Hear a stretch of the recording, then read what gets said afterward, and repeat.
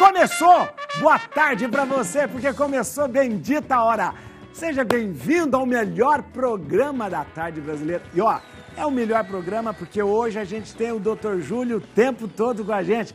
Nossa conversa hoje vai ser sobre saúde. Você toma muito remédio, hein? Muito remédio. Remédio para pressão alta, remédio para diabetes, remédio blá, blá, blá. A gente vai falar desses remédios que a gente tem que tomar, claro, para toda a nossa vida, né? Remédios que a gente toma sempre. E a gente vai entrar na questão de muitos remédios, até da dipirona também, viu? O remédio que eu tenho, eu não gosto muito de dipirona não, doutor. É um remédio aí que é proibido em muitos países, viu? Muitos países, mas a gente vai conversar sobre isso. No segundo bloco, com o doutor Júlio também, a gente vai falar sobre medula espinhal. O doutor Júlio é um dos maiores neurocirurgiões do mundo, que sempre está com a gente aqui, a quem eu agradeço muito. E olha, a gente vai entender essa coisa do corpo conectado ao cérebro, né? Como que funciona tudo isso. Vai ser muito interessante. Prepare o seu café, fica com a gente aqui, se ajeite no sofá. Começou Bendita Hora.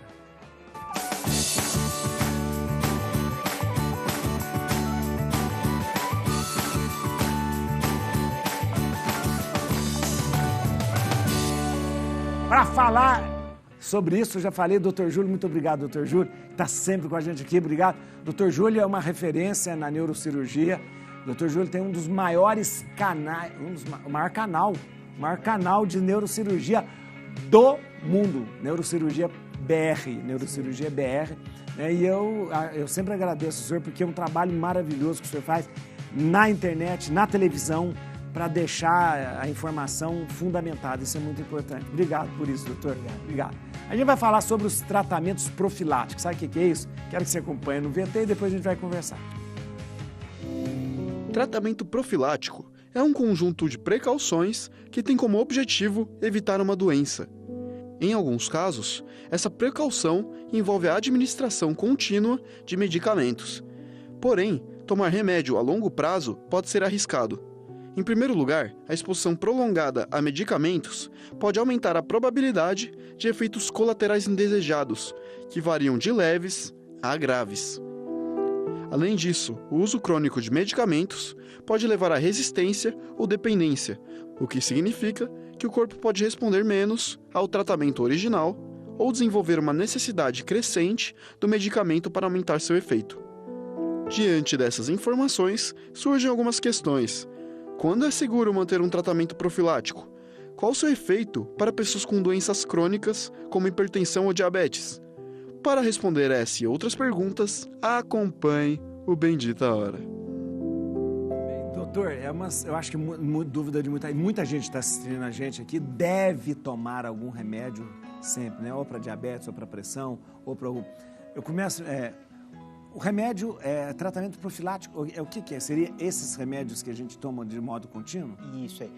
São na verdade, padre, prevenção. Prevenção. Então, por exemplo, você tem a pressão alta, você não sente nada, mas você toma um remédio para aquela pressão subir, você não tem um AVC, não tem um infarto. Seu colesterol é alto, você não sente nada. O açúcar, então várias doenças acontecem isso. Na verdade, a gente não tem sintomas dessas doenças, mas elas existem. Elas existem, causam cronicamente um problema que pode levar até a morte. Doutor, cronicamente. Então, a gente pode chamar isso de tratamento crônico ou não? Isso. E, na verdade, padre, é confuso. Quando a gente entende a história, a gente consegue entender porque as pessoas têm muita dúvida. Para você ter ideia, a questão de medir a pressão é do início de 1907. É muito pouco tempo. É pouco tempo, né? Ninguém sabia a pressão antes. Ninguém sabia a pressão, não tinha um aparelho. Não tinha. Foi um médico que começou a analisar aquela questão dos batimentos. Por isso que o médico... Hoje já tem aparelho eletrônico, né? Que é até mais fácil. Ele ouve e vê o batimento. Além disso, os remédios são da década de 40. Remédio para controle de pressão. Antes não existia. Então, não tinha... A pessoa começou a medir a pressão, a aferir a pressão, mas não tinha o que fazer com ela alta ou baixa. Não sabia. Então, o que acontece? Quando a gente olha também, olhando pelo outro lado, a expectativa de vida da população na década de 40 era baixíssima. Era 40, 50 anos. Até um jornal que viralizou, né? Uma velhinha de 40 e poucos anos. É verdade. Então, na verdade, tudo isso melhorou a nossa qualidade de vida, mas trouxe um hábito que traz uma série de questionamentos, né? Eu recebo muito no canal que o senhor falou do YouTube, isso a pessoa é da indústria farmacêutica, é porque ganha dinheiro vendendo produto, né? Aí eu costumo tem muita teoria da conspiração em volta disso também, né? Muita teoria. O que é que a gente tem que usar? O bom senso. O que é o bom senso? Existem doenças que realmente elas não dão sintoma e já está comprovado cientificamente que elas podem matar. Sei. Existe, mas não é uma coisa... Invenção. Ela existe. Ela existe. Você mede a pressão, tá lá alto. Você mede a glicose, tá lá. Tá lá alto. Só que o que acontece? Imagine você dá um remédio para alguém que não está sentindo nada. Quando você está com dor, você toma um remédio, todo mundo vai, né? E além disso, você dizer que esse remédio vai ter que ser usado durante toda a vida.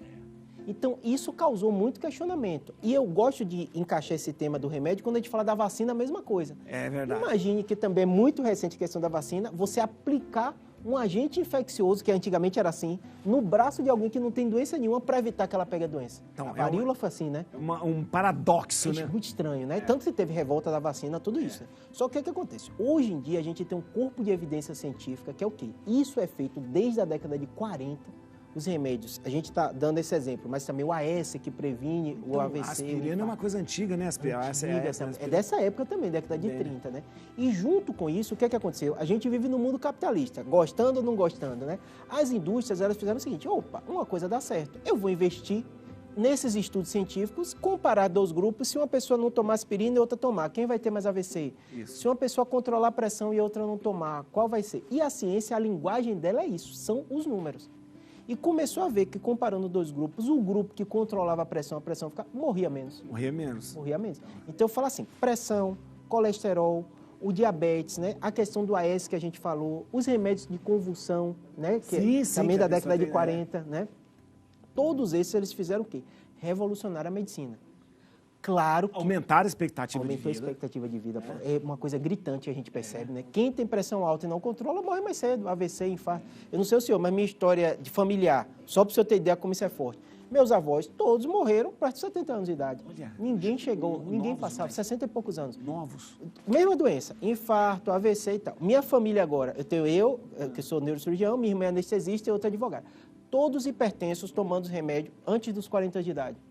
Ou seja, tem um fator genético, né? Genético, é Minhas verdade. irmãs são magras, eu ainda estava gordinho, né? Mas assim, o fator genético e a raça negra, né? O negro tem uma incidência maior. E minha família De pressão alta. Olha, Geneticamente, eu não sabia disso, olha que coisa. Só que é isso, a gente evoluiu como ser humano numa sociedade que a gente vivia há pouco tempo. Então, que nem, às vezes nem chegava a apresentar o sintoma, o problema. Genes, tudo isso, né? É verdade. Então a gente começa a ver isso da pressão alta, colesterol e o açúcar, a gente começa a ver isso também relacionado ao câncer, que as pessoas falam assim, tá todo mundo tendo câncer. A indústria do câncer, não sei. Isso, é a mesma coisa, a gente está vivendo mais do que nunca. Então você percebe o seguinte, tem que ter medo de usar remédio, tá certíssimo, tem que ter medo. Então, tem que ter medo. Esse é o problema, porque o natural, o normal, não seria a gente tomar nenhum remédio. Isso. Seria se alimentar bem. Isso. Não seria tomar. Mas tem esses remédios que são inevitáveis. Inevitável. Tanto que quando brincam comigo, falam assim, o homem das cavernas, o homem antigamente não tomava nada. Eu vivia há quanto tempo? 20 anos. Então, assim, a gente tem que olhar racionalmente o seguinte, aí tem um outro lado da moeda. Qual o outro lado da moeda? Você tem pessoas, e eu brinco com o paciente, eu tenho o extremo, ou aquele que morre de medo de qualquer remédio, e o exagerado, que é remédio para tudo. Aí, hipocondríaco, né? E aí ele começa a tomar remédio para dor, sei que sua população tem muita terceira idade, sai tomando sem orientação qualquer médica, anti-inflamatório. que é gravíssimo anti-inflamatório. Anti-inflamatório não pode ser tomado durante muito tempo. Não pode. A gente está falando antes um pouquinho até de transplante. A principal causa de transplante é o paracetamol. É assustador. Você tá brincando. No mundo. As pessoas... Paracetamol é o Tilenol, esses remédios, A pessoa sai tomando. Ela está com dor, melhora a dor. Aí ela, pronto, acha que é como se fosse um remédio desse. Eu falo, não. Os anti-inflamatórios, os analgésicos, eles foram estudados para curto período. Não é para você ficar tomando todo dia. Agora, tem remédios que são usados para curto período. Agora, tem remédios específicos que podem ser usados a vida toda. Perfeito. E não é isento de risco. Entendi. Tudo tem risco. Às vezes o paciente fala, Júlio, eu preciso tomar remédio de pressão a vida inteira e não vai me dar problema. Eu fiz, negativo. Você vai ter que ter um acompanhamento médico, porque qualquer remédio é o quê? Uma droga. Como qualquer droga, no cálculo da gente, risco versus benefício, é melhor você tomar quando você tem a pressão alta e o médico vai controlar. Por exemplo, diurético. O que eu tomo é diurético. É chato, você vai fazer xixi mais vezes. Mais vezes, é verdade. Não tem jeito, né? Você tem que controlar. Por exemplo, eu reduzi meu peso, aí a pressão começou a cair um pouco, aí você tem que conversar para ver se vai reduzir a dose. E equalizar as doses também, né? Com certeza. E além disso, tudo que a gente toma, alimento e as drogas em especial, são metabolizados no fígado. Então, qualquer pessoa que toma remédio para pressão, o que quer que seja, tem que conversar com o médico. Precisa ver a função do fígado, como é que estão meus rins, porque você toma aquele remédio, ele é metabolizado em algum local para ser excretado. E rim e fígado tem um papel muito importante. Então, sempre tem que pesar isso. Agora, claro que esses remédios de uso contínuo, eles são feitos e são pensados para não sobrecarregar muito o organismo. Perfeito. Né? Perfeito. Eles não são um remédio que vai, de repente, ter uma ação muito grande sobre fígado. O que acontece? Até a gente fazendo o paralelo da vacina, que a memória de todo mundo está bem recente, né? Você faz o seguinte, você faz um estudo com milhares de pessoas. E você começa a perceber que o ser humano ele tem um comportamento parecido. A gente chama isso de curva de normalidade.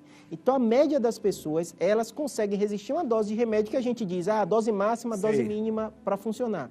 Só que, claro que vão existir exceções. Então, tem pessoas que são mais sensíveis. Se eu der exemplo da dipirona. Tem gente que toma dipirona, passa mal, tem alergia à dipirona. Então, né? e tem gente que já tomou dipirona e já ficou teve choque anafilático. Pode acontecer, né?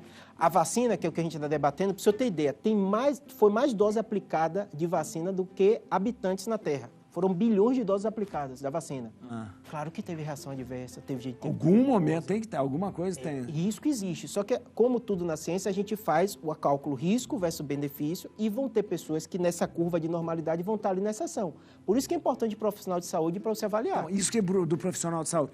Essa coisa de trocar de médico também durante um tratamento é muito complicado, não é? Muito complicado. Porque você está fazendo pressão alta, diabetes, aí você troca de médico no meio. E aí começa todo um processo do início. Do início. É bem comum isso. E ainda tem o seguinte, assim, a gente está falando de relação médico-paciente, às vezes é difícil. O padre, o senhor deve ter também muito isso, né? Às vezes você tem profissionais que são ultra competentes, mas não gera tanta empatia nas pessoas, então, mas ele é competente. Aí eu, às vezes, encaminho para o profissional e falo assim, você não quer um amigo, não, você quer um médico. Eu sou simpático, mas ele é melhor do que eu nisso, né? Então, assim, você tem que ter o bom senso do seguinte, tem que ter um profissional te acompanhando. Às vezes, o fator que você não gostou, troca, não tem problema nenhum, você vai ser um acompanhamento a longo prazo, mas não pode ficar sem ninguém. Porque, às vezes, o paciente, ele vai e aí ele mistura a falta de empatia ou porque ele não gostou do profissional, como se o tratamento estivesse errado. E para os remédios de pressão é o mais comum da gente ver, pressão, açúcar... Agora, essa coisa nós temos vários medicamentos para pressão, para diabetes, a gente tem vários medicamentos.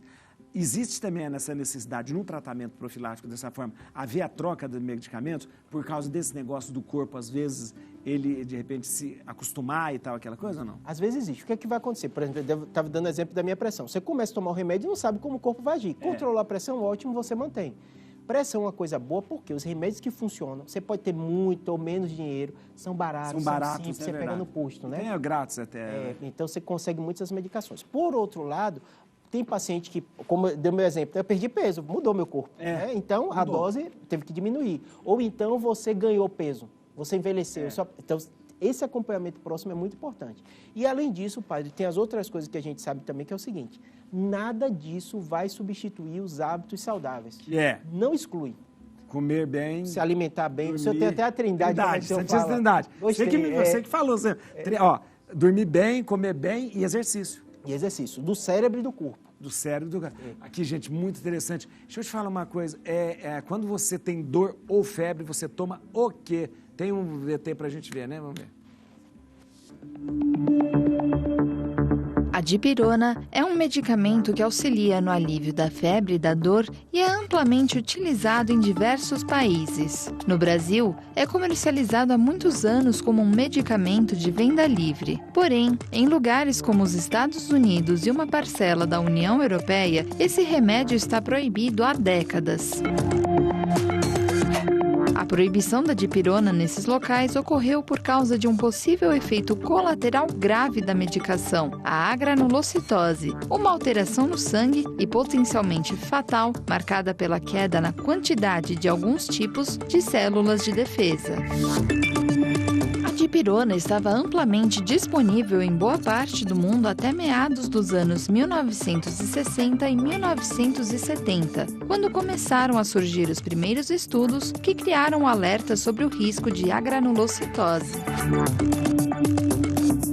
A partir de algumas evidências reveladas nesses estudos, a Agência Regulatória dos Estados Unidos decidiu que a dipirona deveria ser retirada do mercado americano em 1977. Pouco depois, outros países tomaram a mesma resolução, como foi o caso da Austrália, do Japão, do Reino Unido e de partes da União Europeia.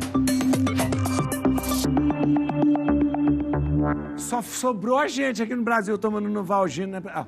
O nome porque a gente fala de pirona, mas a gente tem que... Muita gente não vai saber. É Novalgina. É Novalgina. Acho que Melhoral era de pirona. Antigamente Melhoral era de... Nem existe Melhoral, existe? Tem muito remédio que tem vários nomes comerciais, até difícil de acompanhar. Então, eu quero comentar sobre isso, porque eu tenho uma restrição enorme com dipirona, não tomo dipirona de jeito nenhum. Já tomei muito. Eu cresci à base de pirona. Febre lá em casa é nas gotas de Novalgina. Mas hoje eu tenho essa restrição. Você vai tomar café. Vamos lá, vamos começar. O doutor está muito magro. Ó, doutor, olha... Minha esposa fica chateada que quando a pessoa diz que eu emagreci, eu já falo assim, mas foi com remédio. É verdade. Gente, esse café aqui deu errado aqui, ó. Esse café... Olha aqui que o café que estava aqui. Tava saindo para... Alguém colocou o bule embaixo aqui, ó, e ficou torto. Foi você? O Thiago, você não sabe fazer café, não? Saiu tudo aqui, ó, do lado aqui, ó. Doutor, eu não tô confiando muito nesse café, não. Não tá muito católico esse café, não. Pera aí, você toma sem açúcar, né? Olha lá, ele deixou mais ou menos o negócio começou a pingar e foi pro lado aqui, ó. Negação. Doutor, agranulocitose. Isso, é. Que é o que a dipirona pode causar. Não é só o senhor, não. Porque eu tenho um paciente que mora nos Estados Unidos e Europa, eles voltam assustados. Juro, você passou um remédio, quando eu fui lá, nem vende. Diz que é proibido, né? Aí só pra gente entender. Eu até brinco com o paciente assim, quanto mais informação a gente tem até um provérbio que fala isso, né? Quanto maior o conhecimento, maior o sofrimento. É verdade, né? É verdade. Então, o que acontece, né? Quando a gente pensa, a dipirona, na década de 70, houve um estudo que mostrou alguns casos de agranulocitose. O que é isso? A medula para de funcionar direito. Nossa. Então, são casos graves. Só que são raríssimos esses casos. Sei. Só que o que acontece? Estados Unidos e Europa, eles têm grandes indústrias.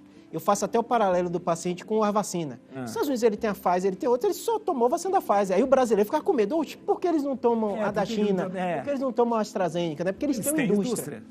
A mesma coisa, os Estados Unidos e Europa, eles têm indústria que faz o paracetamol, que faz ibuprofeno. Então, eles usam esses dois e resolveu o problema deles. De dor, de analgésico é isso. Analgésico é antitérmico. Isso. Então, eles têm a patente, o dinheiro fica por lá mesmo rodando e pronto. Resolveram o problema. E são excelentes remédios. Quando a gente olha aqui para o Brasil, a dipirona é fantástica. Eu sei que o senhor não gosta, mas assim, é um remédio fantástico. Ele funciona muito bem. A gente vê pouquíssimos efeitos colaterais. É um dos remédios mais baratos que a gente tem de consumo, né? E funcionou para a gente. Então, assim, do ponto de vista científico, não há erro nenhum se prescrever. Tanto que eles não revisitaram. Não tem um novo FDA, reanalisou a dipirona na década de 90. Continua com a mesma resolução de 1970. O que eles falaram? Para que se a gente tem outros remédios que... Eu até entendo, é que nem da vacina. O pessoal fala assim, por que a FDA não aprovou a Coronavac, não aprovou a AstraZeneca? Ela tem a Pfizer. Ela tem. Então, ela nem chegou a analisar para dizer que vai ser usado ou não vai ser usado. Então, não tem argumento. O que eles fazem é o seguinte, eu tenho uma indústria que provê aquilo e pronto. Então, eu até brinco com o paciente, eu falo que saúde não devia ter dinheiro, né? Devia ser que nem a coisa assim, mas assim, existe. Então, quando existe, a gente tem que entender como funciona. Até brinco com o paciente que vai operar, né? Eu falo assim, ó, você paga uma consulta, eu ganho 20 vezes mais se te operar. Dá até medo, né, o paciente. Mas é verdade, né? Então, sempre tem um fator financeiro. O remédio é a mesma coisa. Você tem que ter o cuidado seguinte. É a mesma coisa que acontece com similar, remédio de marca e remédio genérico, né? O pessoal fala, ai meu Deus, genérico. É mais caro, como é que não é melhor? Por que não é? Né? O que acontece é o seguinte, o remédio de marca foi aquele que a gente falou, na década de 40 surgiu o remédio de pressão. Ele patenteou. Então ele fez um estudo originário que comprovou que aquele remédio funciona. Então, para a pessoa investir e tirar esse lucro daquele investimento cobra mais caro. Ele cobra mais caro, ele tem um tempo de patente. Então, aquele remédio foi feito só pelaquela farmacêutica por 10, 15 anos. Depois de um tempo, quebra a patente. Aí os outros, eles não precisam fazer um estudo originário, tudo isso. Então, ele não vai gastar para fazer. Não vai gastar aquilo. Só que não é igual. Cientificamente, você pode dizer que os dois funcionam. Então, vira e mexe no nosso dia a dia médico. Eu tenho um paciente, Júlio, eu tomava o remédio de convulsão, eu estava otimamente controlado, eu passei a tomar do posto e eu tive crise. Eu fiz volta para o anterior. Olha, porque a gente não consegue dizer que eles são iguais. Do ponto de vista científico, eles funcionam semelhante em análise de grupo, análise de sangue. Mas se uma pessoa individualmente notou... Ela está mostrando para você que não está funcionando. Que não está funcionando. Então, a forma de produção. Tem alguns detalhezinhos, né, que não... Que se perde ao longo do caminho. O doutor, só uma sugestão sobre essa indústria farmácia. Está passando na Netflix a queda da casa Usher, vocês assistiram, não?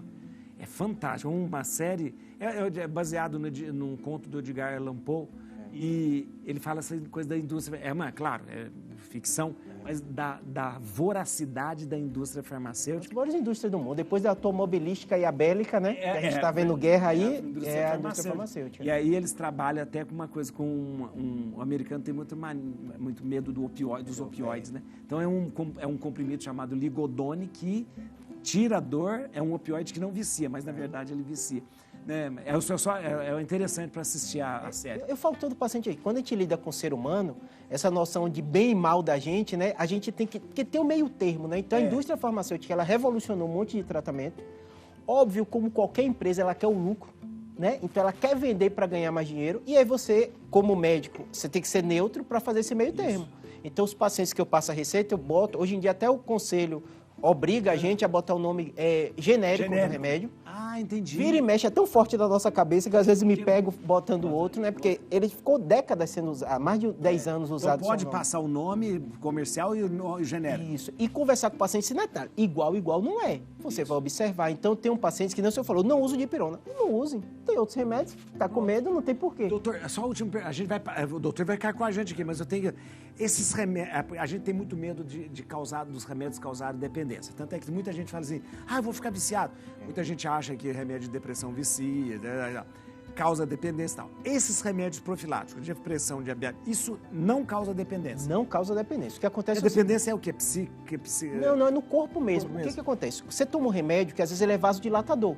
Então seu vaso vai se acostumar com aquilo. Se você parar ele de uma vez, vai aumentar a pressão muito subitamente. Então tem muitos remédios que a gente fala, mesmo que o médico pense em tirar porque você não precisa mais, ele vai tirar lentamente. Então não é que vicie. Já existem alguns remédios que da minha área, a maioria, que mexem no cérebro da gente, que ele tem 2 efeitos, que é o que mais preocupa. Tolerância e dependência. Qual o clássico disso? Os benzodiazepínicos. Diazepam, Rivotril, né? Então, o que acontece? Já existe outra classe do remédio, por isso que a receita é curioso, né? Quando o médico faz a receita e retém a receita, que são aqueles tarja vermelha, né? Tem um que você tem que fazer uma receita específica. Preta. Que é o tarja preta, que aí você faz a receita azul. Ou amarela. Porque são todos esses remédios que têm esse risco de criar dependência e intolerância. E uma confusão, desculpe, só eu quero que você fale tudo, que é importante para as pessoas. Uma confusão que as pessoas fazem é o seguinte, existe remédio antidepressivo e os remédios, 10% da população tem transtorno de ansiedade. Porque o que acontece? O paciente tem muito medo. E ele começa a tomar um remédio e se sente bem. Aí ele fala, estou dependente. Aí eu vou parar. Aí ele para de tomar o remédio, volta o sintoma da doença. E ele fica culpando o remédio. Eu fiz, opa. Ele já estava antes de tomar. Ele já estava antes. Então, antes de tomar o remédio, ele já estava mal. Muito complicado. Vou dar um exemplo para o senhor que mais a gente ouve com o homem. É impotência. Eu comecei um remédio de depressão e tal. Mas qual é o sintoma de depressão? Um deles, às vezes, é perda do libido. Perda do libido. Então, a pessoa começa a melhorar, aí aquilo começa a incomodar ela. Então, às vezes, é difícil para a gente médico ter que conversar bem, por quê? Sem dúvida nenhuma, droga é droga. Então, eu acho que ter o receio é bom. É bom você ter o receio. Você está botando uma coisa no seu corpo todo dia, como é que aquilo vai agir, né? Mas número 2 é conversar francamente com o médico, porque às vezes a gente troca de um remédio para o outro, mesmo que no fundo você ache que tem, por exemplo, o senhor falou da dipirona. Se eu der dipirona para o senhor vai passar mal. Porque você está tão preocupado. Eu já tomo, pensando assim, pronto, vou ter um choque anafilático. Doutor, a questão só mais um pouquinho. Doutor, a questão porque o pessoal tem muito medo das questões dos remédios psiquiátricos, tem medo de causar dependência, aquela coisa toda. Muitas vezes um tratamento de depressão ou tratamentos psiquiátricos, esquizofrenia e tal, a pessoa precisa tomar a vida toda remédio. Às vezes é. É curioso, o senhor deu o exemplo da depressão. A depressão tem uma taxa de retorno muito forte. Então, às vezes o paciente trata, ele já tem um diagnóstico, vai ficar anos bem, aí tem um gatilho, perdeu um filho, perdeu aí volta, aí você tem que voltar ao tratamento. E tem pessoas que começam a recorrer, que às vezes o médico vai optar por tomar por muito tempo, até o resto da vida. Então, isso não significa que... Eu acho interessante você falar. Não é que causa dependência, é que você sente bem, você sem ele você vai voltar. E o risco maior, padre, só pra gente, são as drogas que as pessoas têm usado muito de forma errada. O Venvance, que diz, deixa o cérebro mais ativo. É para transtorno de déficit de atenção. Mas as pessoas viram que mesmo que não tem doença, fica mais concentrado e estão usando para concurso. O executivo tem usado muito. Você tá brincando. Tem que ter um cuidado muito grande. Porque deixa mais a... E a outra é para potência sexual. Os homens têm usado muito os Viagras, tudo isso, e cria dependência mais psicológica do que... psicológica. É jovem, de 20 e poucos anos. Não, tem gente usando para disfunção erétil, gente que... Garoto, coisa... É dos mais vendidos do Brasil. Os remédios mais vendidos do Brasil. E é um vasodilatador potentíssimo. Vasodilatador, que pode matar a pessoa de coração. Pode. Eu falo pro jovem assim, um jovem tem um coração muito bom, é muito mais raro acontecer isso. Mas imagina a dependência psicológica que pro resto da vida ele vai ter que tomar medicação. Não, e aí que causa essa dependência psicológica, porque ele fala assim, eu só vou conseguir ter ereção se tomar. Isso. E muda o desempenho. Então ele cria aquela dependência. A mesma coisa dos remédios dos concurseiros. Eles começam a usar o remédio e cria aquela dependência também, porque ela age no cérebro. Remédio que o pessoal usa e abusa, Ritalina. O Venvance é o mais moderno, eles agora passaram para isso, mas tem que ter muito cuidado. Como chama o Ritalina? Conserta, né? É um monte de marca. Tem um monte de coisa. Olha, o doutor Júlio é espetacular, meu Deus do céu. A gente vai pro intervalo, a gente vai falar outra coisa, não tem nada a ver com isso que a gente tá falando aqui. A gente vai falar sobre... O que mesmo a gente vai falar, doutor? Lesão da medula. Lesão da medula. Lesão da medula. Eu acho muito importante a gente falar, né? E, rapidinho a gente volta. Vamos...